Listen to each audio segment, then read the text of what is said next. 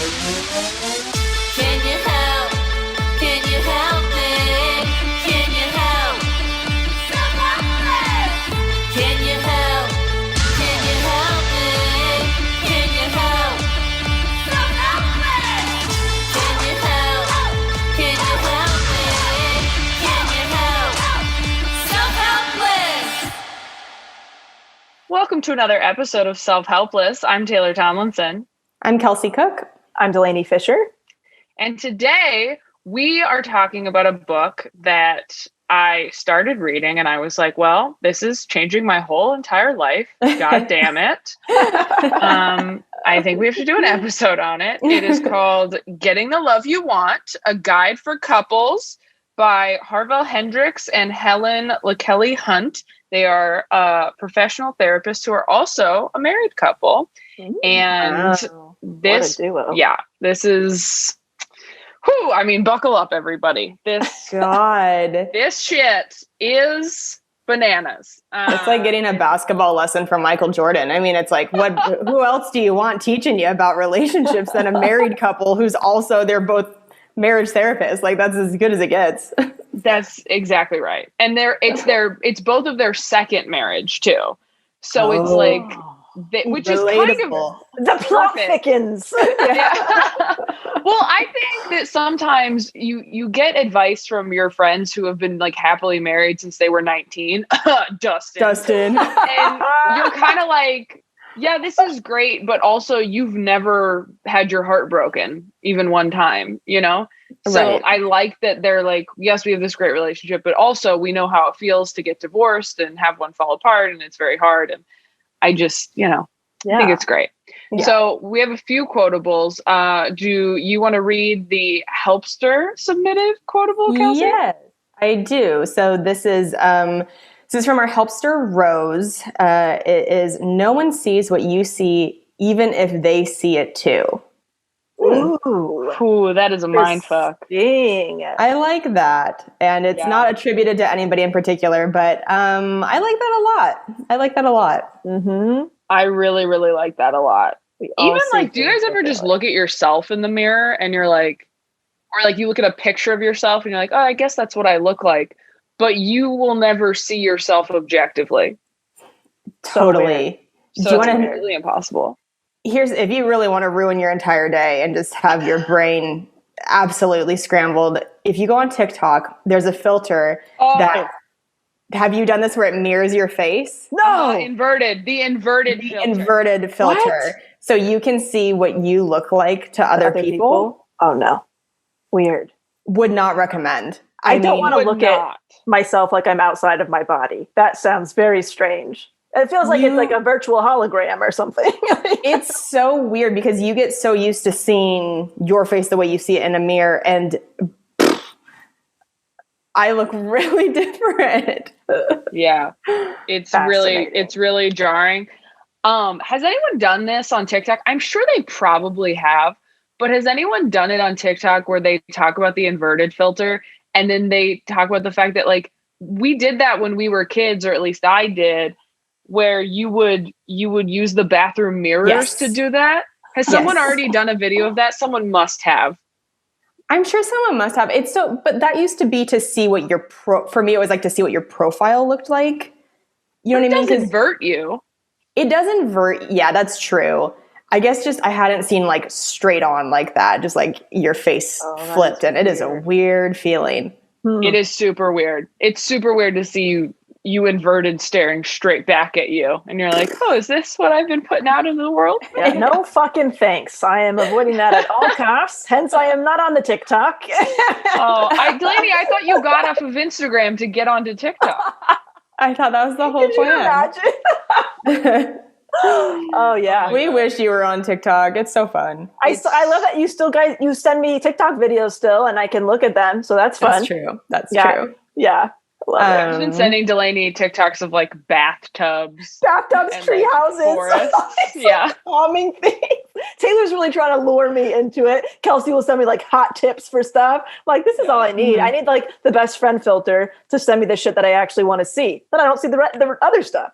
Well, that's what happens on TikTok is the algorithm is so good. It just starts to give you what you're already watching. I have my own filter. You would have the most peaceful feed on TikTok. Yeah, that's true.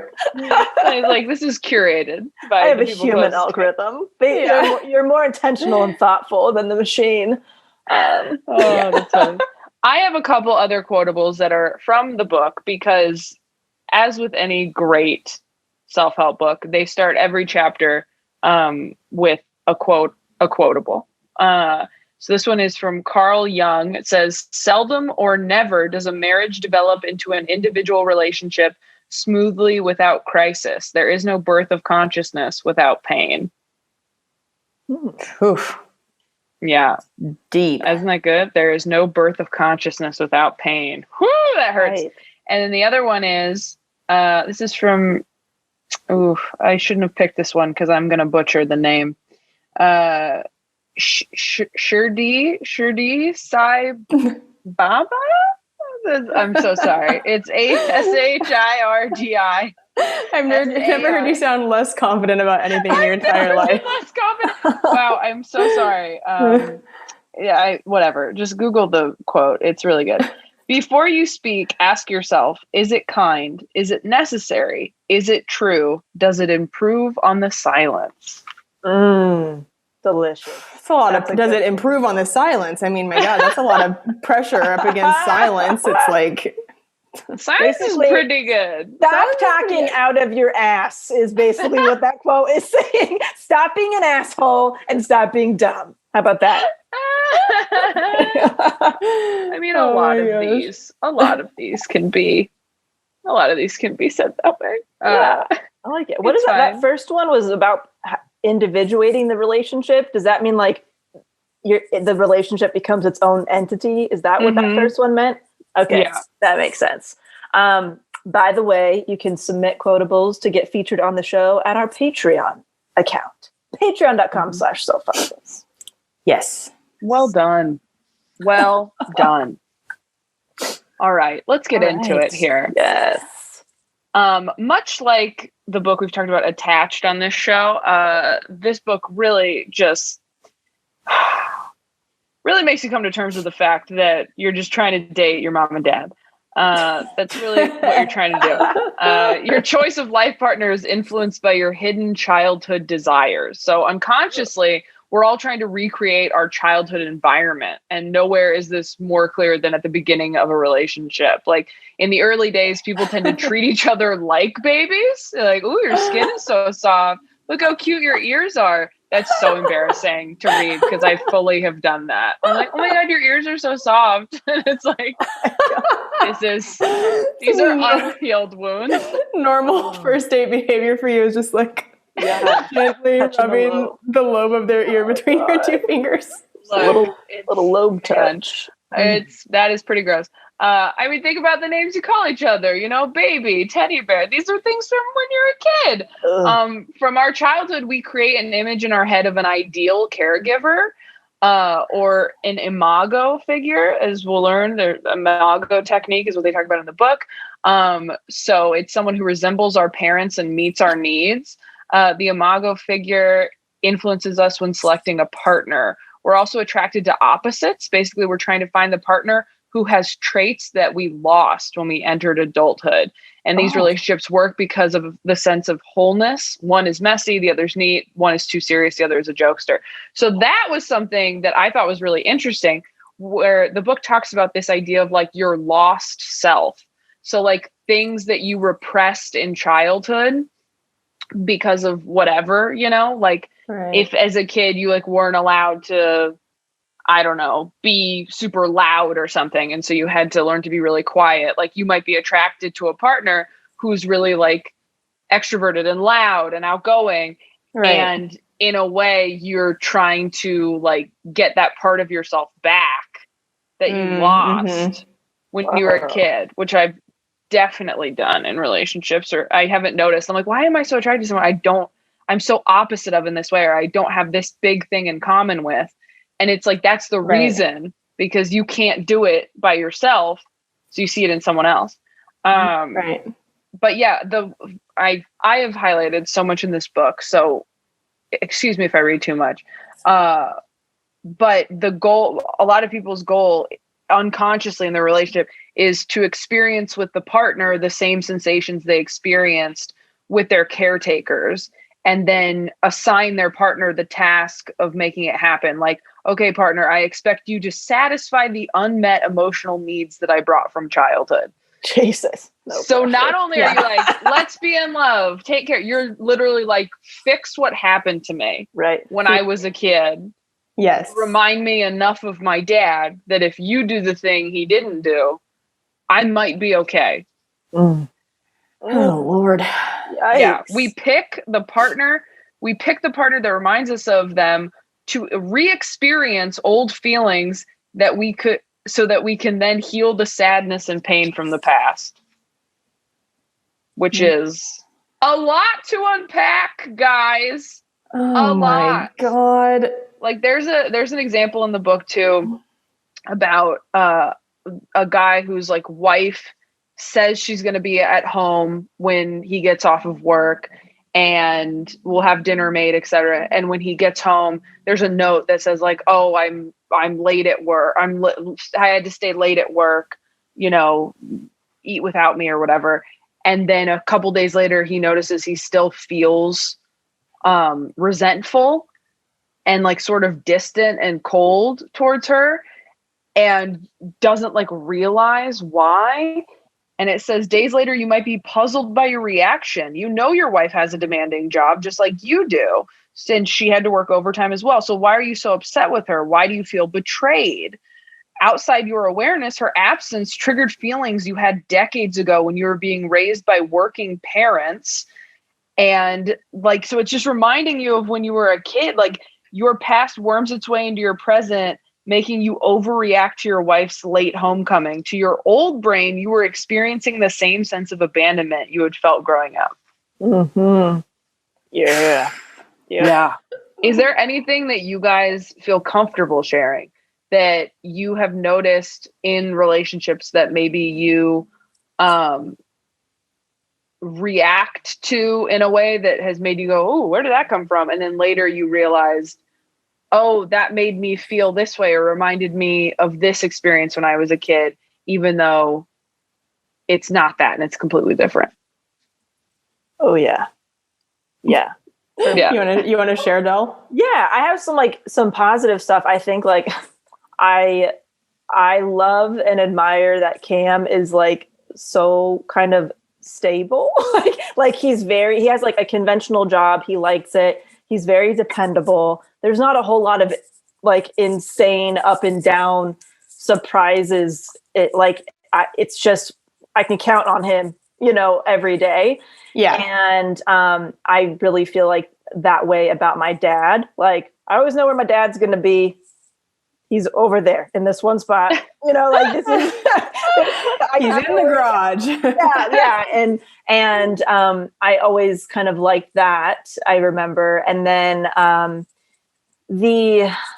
any kind of yelling or argumentative behavior really triggers me bad to like other parts of my childhood where I was witnessing, arguing or was scared of it, or even felt like I had to try to intervene, so that if somebody is yelling around me or at me, it's adios. I have shut down and gone to another planet, and I'll talk to you when you're out of this shit. So right. I'm not taking it as this is like an isolated incident that my partner is expressing. This feels like a much bigger deal to me. And I know I'm like conscious of it, that it's from childhood. Yeah. Same. I don't do well with yelling. Neither of my parents are yellers. Like they did not yell at me. And so I have never been drawn to people that are like super like angry or like reactive or I just, that shit is not a turn on to me. I feel like there's some, I don't want to speak for everybody, but there are some girls I think who I see are really into the like really tough guy that wants to like kick somebody's ass and they're like, yeah, get him, babe, you know, like, Right. and I just like, that is not a turn on to me at all. Somebody who's getting into physical altercation, you know, it's like, I hate that. Dude, I broke up with somebody after they got into a fight. There was a literal fist fight, and I said that I don't date people who do this. So sorry. Wow. And that's like the opposite of masculine to me. Yes, and I think some dudes look at it as like, I'm so macho, like I'm gonna like, you know, beat the shit out of this guy. And to me, that's just like, it's fragile. It's so fragile that like you're that reactive that you feel the need to do that. Right. And of course you can't control yourself. Self-defense is different than like you're getting in a petty argument and it escalates, which is what this was. And I was like, nope, not into it. Thank you. Right. Yeah. Right.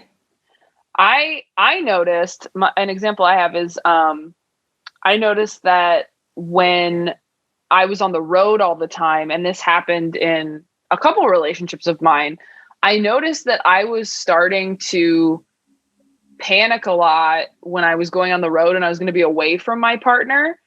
And it had nothing to do with my partner and feeling like secure with my partner. It was just that it reminded me of being a kid, and like the one place I felt really like at peace and safe and accepted was like my grandparents' house, which I went to like 3 times a year. And I think it was like weirdly reminding me of that. Like anytime I felt really safe, happy at home with my partner, and then I would like have to leave, it would feel like being like ripped away from this very comfortable, safe place. And that I would have to like emotionally kind of cut myself off so that I could, you know, go do what I need to do and then come back, which I didn't make the connection between those two things because it's not even really a bad thing. It was like a nice place that I had growing up. But whenever I was really, really happy in a relationship, I always felt like, okay, I can only be here for a little bit and then I'm gonna have to go somewhere else or I'm gonna lose it. And even when I wasn't losing it, even just being away and going on the road and being like far away and traveling would like trigger it. And I had to like get to a place where I acknowledged that. So it wasn't so much of an issue. And I wasn't like reacting to it in my old brain, like a child where you're just like panicky and you're like, what's going on there? Right. Yeah. Okay. So getting into the next part of the book, couples can fall out of love when they see personality traits that echo a parent's character.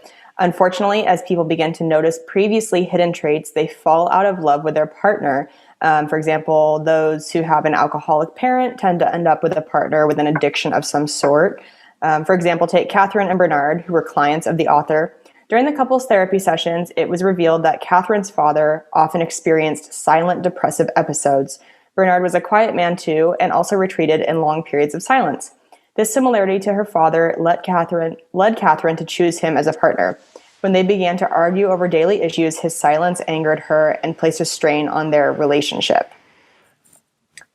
Yeah, I mean, that makes sense. Kim and I have talked a lot about how for me, I see positive aspects of my mom and my dad in him.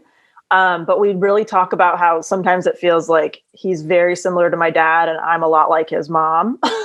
And so like we made that connection pretty early on. We're like, this is kind of a little bit weird if we think about it just a little bit too much. Yeah. It's a bit creepy. But yeah, I think it's interesting that you're recreating something that you're familiar with. I mean, we're attracted to familiarity because just pure survival. We know what this is. We know how to deal with it. We know how to handle it, right? So it's like, It makes sense. Like, okay, this isn't going to kill me because I've already been through this shit. So let me just keep going for this, over and over. Right. And it makes sense that you would then be unattracted to it. I've definitely been in relationships where one or both of us is appreciative of, and like you said, kind of goes like, oh, you're really similar to my mom or dad or whatever in this way. And then 3 months later, it's like, this is what my mom did, like, yeah. this is what my dad would do. Like, it becomes a whole other thing, and not this like funny observation. Right. Yeah, it's interesting. It's so weird because it seems like whether you experienced it a lot as a kid or you experience the opposite, you can still be attracted to it. So it's like, what makes the difference whether you're attracted to the complete opposite of what you had? Like Kelsey mentioned, being attracted to people who don't yell because that isn't what she experienced. Where, I guess we're both turned off by it, but for different reasons. Right. You're turned off by it because you did experience it. I'm turned off by it because that's not what I grew up around. And it's weird.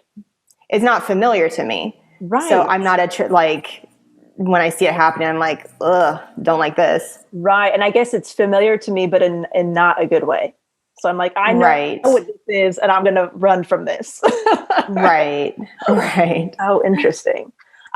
So people are often looking for ways out of a relationship, but don't consciously realize it. People are always finding activities to do separately, though it might not be direct. It is a reason to avoid their partner in disguise as an activity.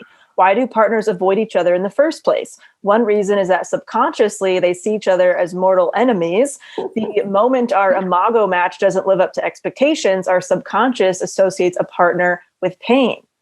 But like, also, don't you just need alone time sometimes doing your own shit?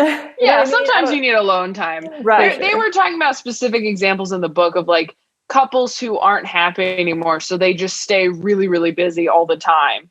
So they're never really together. Gotcha. Which I think we've all seen people do that, or we have people in our families who live that way, where you're like, oh, you guys both go to your jobs all day, and then you both have stuff at night, and then you make plans, and then there are kids involved, and you really don't ever have to even talk to each other or spend time together that much. Right. Like you stay distracted or busy, and that could be a way of avoiding each other if you are having relationship issues. Right. Well, I think that's why there were a lot of couples experiencing issues during the pandemic this past year, because suddenly couples who may have been using work as an escape were now thrust into one apartment, one household, whatever, all day together. And it's like, oh, well, you're going to be face to face with some issues then sometimes. Right. All those distractions removed. Right. Yes, absolutely. Again, I've underlined so much in this book, so excuse me if I'm going through this, but one thing I underlined that I think is so interesting is people don't get involved in a love relationship to satisfy their partner's needs. They do so to further their own psychological and emotional well-being. Once a relationship seems secure, a switch is triggered deep in the old brain that activates their latent childhood wishes. It is as if the wounded child within takes over, says the child, I've been good enough, long enough, to ensure that this person is going to stay around for a long time. It's time for the payoff. Oh, what? So, in the beginning, everyone's trying really hard to be great and lock you down. And then once everybody feels safe, it's like, okay, I'm going to be a kid now. All right. Now I want you to fix me. I did a really good job. And now I want a lollipop on the way out of the doctor's. Right. It makes you feel so like immature reading that stuff, but you're also like, oh shit, like that's absolutely correct. They talk about the stages of the power struggle in a relationship. When you and your partner are immersed in a power struggle, you have little sense of when it all started or how it will end. But from an outside perspective, the power struggle has a predictable course, one that parallels the well-documented stages of grief in a bereaved person. First comes the shock, that moment of truth when a window opens and a troubling thought enters your consciousness. This is not the person I married. They tricked me. Oh. After the shock comes denial. Your disappointment is so great that you do your best to see your partner's negative traits in a positive light. My partner does not lack compassion. She is simply preoccupied with her own needs. But eventually the denial cannot be sustained and you feel angry. If you stay together beyond the angry stage of the power struggle, you enter the fourth stage, bargaining.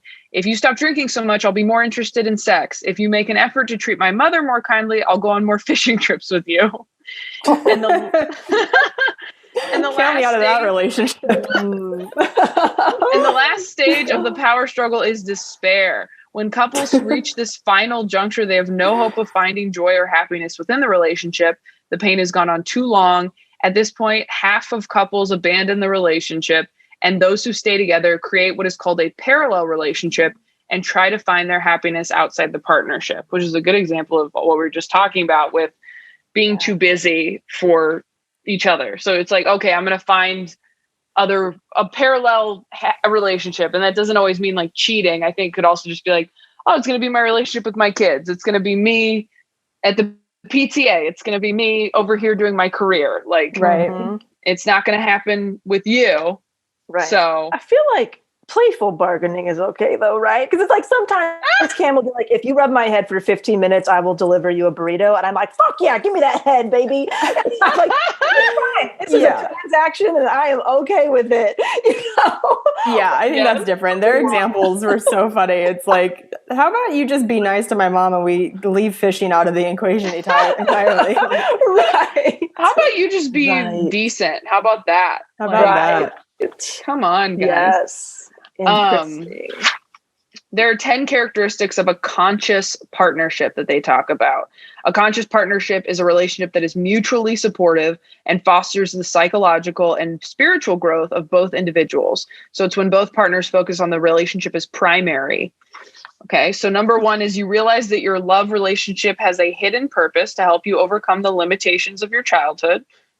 Great. The unconscious purpose of marriage is to finish childhood. Again, a little creepy, but true. Yeah, sure. Number 2, you create a more accurate image of your partner. You see that your partner is neither your savior nor your adversary, but another human being struggling to be happy and connected. One of the things that Delaney said it must have been in the first 10 episodes of this podcast that I think of all the time is just Delaney at one point going, we're all just broken people running around hurting each other. And it's just sad. Like we were talking about dating or something. And I think about it literally all the time. I think about it in every fight I get into with a partner. Yes. I'm glad that is your biggest takeaway from me. That's a good one. Broken people. Sad. So true. Hurt people. Yeah. Hurt people, man. Yeah, you got to handle your own shit or else you're just going to be shitty to everybody else. Yeah, you really are. Number 3, you learn to ask for what you want using sender responsibility for communicating your needs and desires to your partner. It means you say things in a concise way with a kind tone of voice, a soft look in your eyes, using I messages. That is a lot to do. That's like rubbing your stomach and patting your head at the same time. Yeah, what is a soft look in your eyes, kind voice. Stuff. Jesus, this feels science fiction-esque. Number 4, you move from reactive living to proactive living. So you're not reacting without thinking. You are employing new brain responses and becoming intentional in your interactions. Number 5, you learn to value your partner's needs and wishes as well as your own. Number 6, you focus on keeping the relationship safe at all times. You replace negativity with affirming positive behaviors to establish the safety necessary for growth and healing. Number 7, you find new ways to satisfy your basic needs and desires. When you create a more conscious partnership, you discover that your partner can indeed be a resource for you once you abandon your own self-defeating tactics. Number 8, you shift from judgment to curiosity about your partner. You shift from judgment to curiosity about your partner in order to discover their unique internal world. That one I circled in a box because that is so good. Like to think of it that way of like, okay, I'm not going to judge the person I'm with anymore. I'm just going to be really curious about them, you know? Like, why did you lie to me? Why are you the way that you are? Why are you the way that you are? I hate so much about the things you choose to be. Just treat them like Toby. Number 9, you become more aware of your drive to be loving and united with the connecting energies of the universe. And number 10, you accept the difficulty of creating a lasting love relationship. In an unconscious partnership, you believe that the way to have a good relationship is to fall in love with the perfect mate. But in a conscious partnership, you realize you must be the right partner. And then fix them.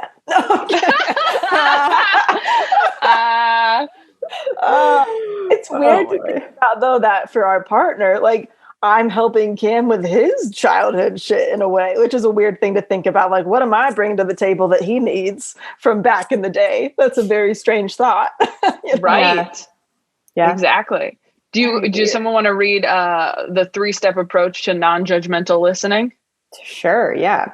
Okay. So communication is key and listening is part of that. Some steps to take to show that you are listening, but also ensuring that your partner's words are important to you. Number 1, mirroring, try paraphrasing or restating what your partner is telling you. Number 2, validating, show your partner you understand their reasoning. And number 3, empathizing, show you understand how your partner is feeling. We talked about that a bit. Out of them. Yeah, we talked about that a little bit in the episode called "You're Not Listening." About the importance of listening and all of that. Yeah. This is good. Sorry. Go ahead, Taylor. Oh no, you go ahead. Go ahead. I was just going to say, this is an interesting section. The gift giving improves relationships because both partners secretly expect it. Oh, right? Oh, yeah. That's interesting. Your partners or caregivers met your needs unconditionally when you were a baby. I mean, if everybody had good parents, I guess, right? And thus people grow up expecting the same from a partner. Yes, we are essentially asking our partners to be mind readers by giving us what we want or need. Here is when communication comes in handy. Talking about your needs and comfort can ultimately help your relationship with your partner. They are not mind readers, and letting them know you would like a bath ready when coming home might help you in that they would do it out of love for you, but you just have to be vocal about it. It doesn't matter whether a giver truly cares or is just going through the motions. The receiver feels loved regardless because the giver is focusing energy on them. That sounds like that one was made specifically for you. I was like, you wrote that one. Yeah. That's a good one. I like it. I like it a lot. Yeah. I love it. I like the part about it doesn't matter if they're just going through the motions or not. I mean, yeah. Honestly, just be good at pretending. Yeah. Sure. Can you just do that? Yeah. Cam's really good at like gifts very regularly in the sense that he surprises me with food. He does make baths, things like that. And then I feel like I'm maybe better about the bigger gifts or something, like the bigger gifts, like milestone type stuff. Mm-hmm. But basically, I don't know. I feel like Cam's better at it, to be honest. Cam's really good at it. Cam is really good at it. Yeah. Cam made a salmon like 4 years ago. And I can still taste it. Talk about it. Yeah. But potatoes and asparagus. I remember that meal so well. That's so funny that you remember that. I think blue potatoes. Blue potatoes. You're right. The purple potato. Purple potatoes. It was so good.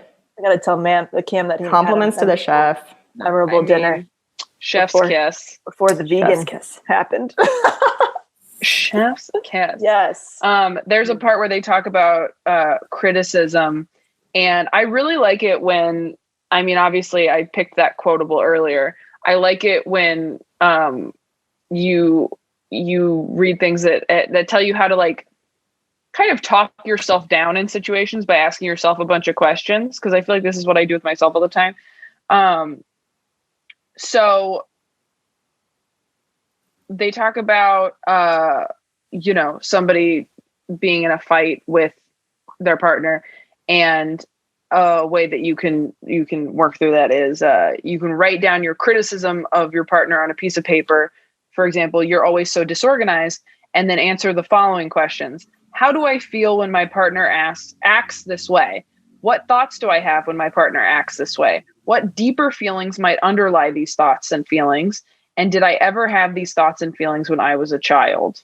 Mm-hmm. Again. Good questions. So great. Buried in the criticism of your partner, therefore, is a plaintive cry from childhood. Why can't someone take care of me? I have literally said that.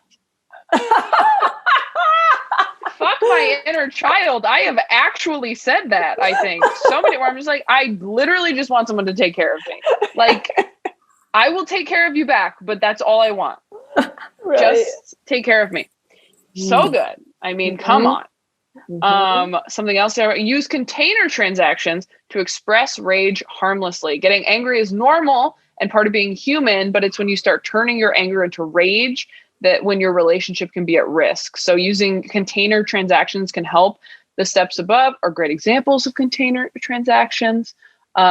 This subdues the anger by allowing the partner to express it. Okay. So another container transaction is acting out the same fights you are having and discussing it. So, acting out the same fights you keep having. This approach involves taking harmful arguments and finding ways to rewrite them. It can be especially useful for couples caught in a loop arguing over the same issues over and over again. Oh, that's so smart. Wow. It is smart. So like reenacting an argument like in therapy? Yeah. Or just in general?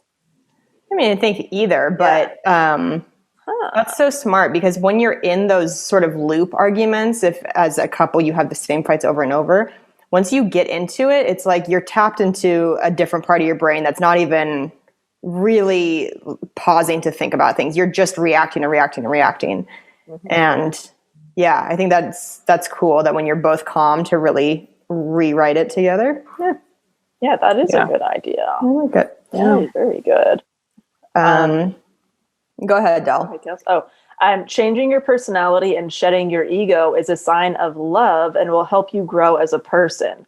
Love in any other relationship is all about compromising. If you are not growing with your partner, the relationship will have many issues. Making changes to suit your partner, of course, doesn't mean you need to become a completely different person. Rather, a readiness to make a change, like being more emotionally supportive, is what's important. The fact that you make an effort is the best sign of love for a partner.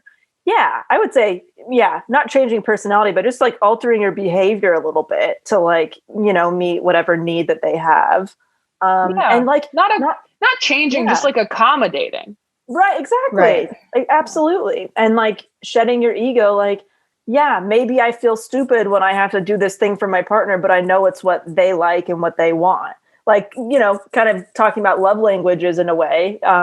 It's like, look, does it feel weird for some people to like give somebody else words of affirmation? Maybe, but if that's their partner's love language and that's how they like to receive love, just sucking it up and doing it is going to make a big difference in your relationship. Like that makes a lot of sense. And just being willing to say, I'm sorry and, apologize. That's huge too. I feel like. Right. Yeah. Yeah. I agree. Mm-hmm. Yeah. So in conclusion, as is the conclusion for many things we've talked about on the show, honor the child inside of you. If you want to know who you really are, imagine speaking to yourself as a child. What would you say and do to make them feel happy? Your inner child is your most essential self. And also, do not entertain the thought or idea that love should change your life. You want it to provide for you what you think you cannot give yourself: stability, security, hope, happiness. And this is when loving yourself first comes in. Couldn't agree more. Love that. Love that. So good. So good. Gosh, I mean, honestly, I feel like we should all read that conclusion every morning to ourselves. Mm-hmm. Truly. Like, Absolutely. Honor your inner child and don't entertain the thought or idea that love should change your life in a way that like you can't, give these things yourself. Yeah. It's a lot of pressure to put on any sort of mortal partner. Yes. But until we get the robots going. So we have an iTunes review of the episode. Yes. You want to read it, Tay? Sure. This is from Fire Medic 2816. New listener, kind of upset I didn't find this amazing podcast earlier. I've heard the three amazing ladies on other pods and comedy shows, but kept forgetting to download. The dynamic trio constantly releasing amazing episodes. I am going through the backlog now. They are funny, insightful, soul-bearing, unashamed. I eagerly look forward to the next pod. Makes the long miles in the big rig seem not so bad. Every day may not be good, but there is something good in every day. Happy mental health to everyone. Thank you, ladies. Keep up the amazing work. Thank you so much. Thank you. iTunes review. No, nice. That was really a very kind review. And they added a quotable that I like. Every day may not be good, but there's something good in every day. Yeah, I love that. That is I a love good quotable. that. Thank you very much.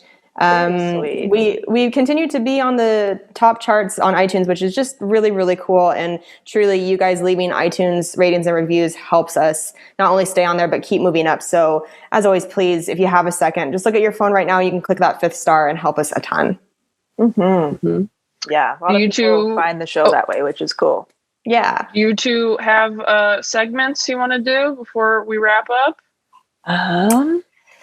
What do you got, Kim? You know, I don't think so, to be honest, if that's okay to just completely skip me this time. I just don't really have a specific segment. I'm just doing a lot of little things preparing for my elopement this spring, which has been really nice. Like it went from basically, we postponed our wedding to really not doing much, planning or celebrating of any kind, in quarantine. Yeah. So now it's like I ordered a little dried wildflower bouquet for myself. And I'm trying to practice like different hair and makeup stuff. I was like, what can I do by myself the morning of my elopement day? It's very limited, but I will find something. And yeah, I ordered a really cool gift for Cam to surprise him on our day, which I'll send to you guys. I'm excited. I'll loop you in on that. And I've just been, it's just been nice. It's been pleasant because we've been engaged for how long? Over a year, right? Well, yeah, a year, coming up on a year and a half maybe. And we really haven't been able to do much for it. So yeah, that's my good shit segment. Yeah. This week. Can't believe you've been engaged for a year. That's so nuts. Yeah, we got engaged like last November. Yeah, like that, over a year. Wow. Yeah, that's crazy. Year and a few months or so. So it's been fun to finally feel like we're planning something.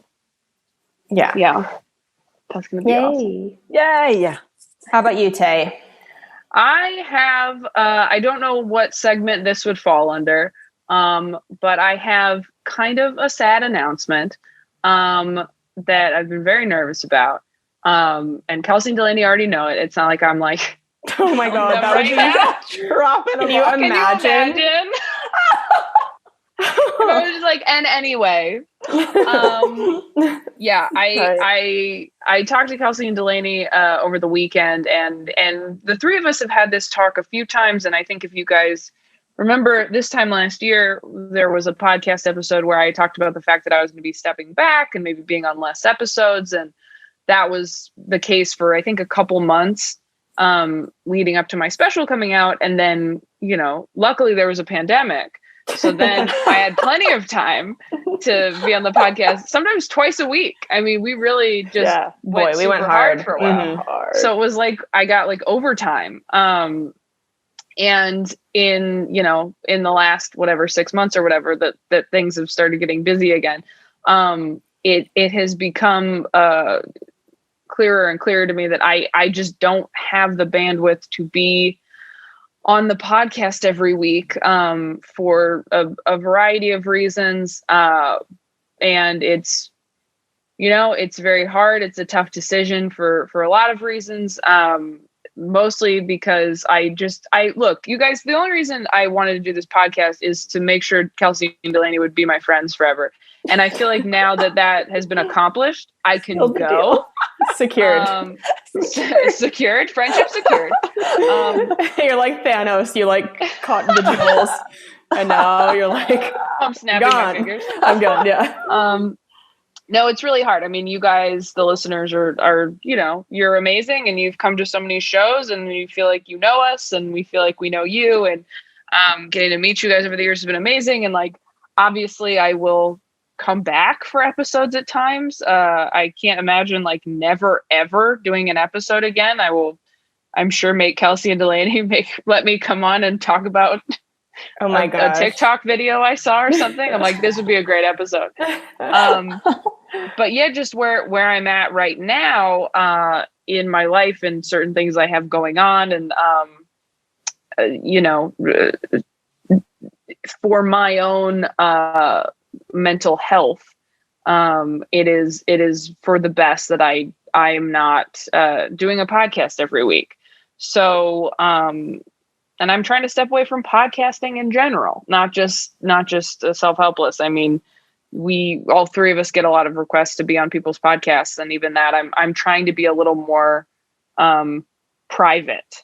And this podcast has not been about that. It's been about the three of us sharing as much of us as we possibly can, and I'm glad we have, and we all got to know each other and whatnot. But and we've connected with you guys so deeply. But it's, for me, where I'm at in my life, I want to take a step back and have a little bit more privacy, and that's a big part of this. And Kelsey and Delaney have been very, very understanding and cool and accommodating over the last year or so, while I have been the weakest link on this podcast. Oh my God. For sure. They're going to say no, but I really have been. And every time I've been like, you guys, this should just be your podcast. They're like, no, it's fine. Just keep doing 11% and we'll just keep picking up. You better stop it. 89. And I'm like, are you sure? And they're like, for sure. We've got it. And it's been impossible to take a step back. Cause I don't want to. I'd love to be able to, just be great and fine and all that. But that's kind of the gist of it. And I love you guys, and I have loved doing this podcast, and I am so glad that it's been such a huge part of the last almost 4 years of our lives. It's, January was our 4-year anniversary, the three of us. As a couple. And as a throuple. And it's been very rewarding and very special, and has brought a lot of joy to my life. And again, I feel like has really made it impossible for Kelsey and Delaney to leave me, which has always been the goal. Tied forever. Yeah. Yeah. Well, you know how much we love you, and you can come back anytime, and we completely understand and support your decision. And we would be very hypocritical if we were not supportive, because this is a fucking mental health podcast, and you need to do what's best for you and your own wellness. So Thank you. It's just going to be an interesting transition. Yeah. Yes, it is going to be an interesting transition. But there are a lot of old episodes up, you guys. So we've done over 200 episodes. That's insane. That's so insane. Yeah. I mean, I think in going forward, there will be episodes that are just me and Delaney. There will be ones with me and Delaney and a guest. We might go back through our catalog of previous comedians we've had on that you as listeners seem to really love and really connect with. And maybe they become kind of like rotating third co-hosts or whatever. What? Like, no, I'm kidding. Who? But like there's just the possibilities are endless for how we can move the show into this new chapter, and we'll try some things out and see what sticks and what feels right. And you are irreplaceable, Taylor. Yeah. We know that for sure. Thanks, guys. Fast forward to a month from now when I'm texting Kelsey like, what the fuck? Why has so-and-so been on 3 episodes already? You told me I was irreplaceable. We're trying to fix our childhood through them, Taylor. You're abandoning us, Taylor. We have to. Oh my God. We have to heal our trauma now. Oh, I know. That's me working through some of my shit. I'm like, I'm the one abandoning people, and yet still I'm still going to make everyone else feel bad. Oh gosh. I love you guys so much. And I love everybody who has listened to the show and supported us and continues to do so. And I mean, obviously the three of us are still very good friends, and Delaney's abandoned us on Instagram and TikTok. So, everybody's stepping away. Really, Kelsey's the only real one. The only real one left. The only one who's not a quitter. We do know that about me. I am not a quitter. But I also, I relate so much to your feelings, Tay, about trying to find that balance in our careers as we become more public, still wanting to find ways to relate to people and be vulnerable through podcasts, but do it in a way that we're comfortable with what we're sharing. And that's really hard. I mean, it is so different than when we started the podcast.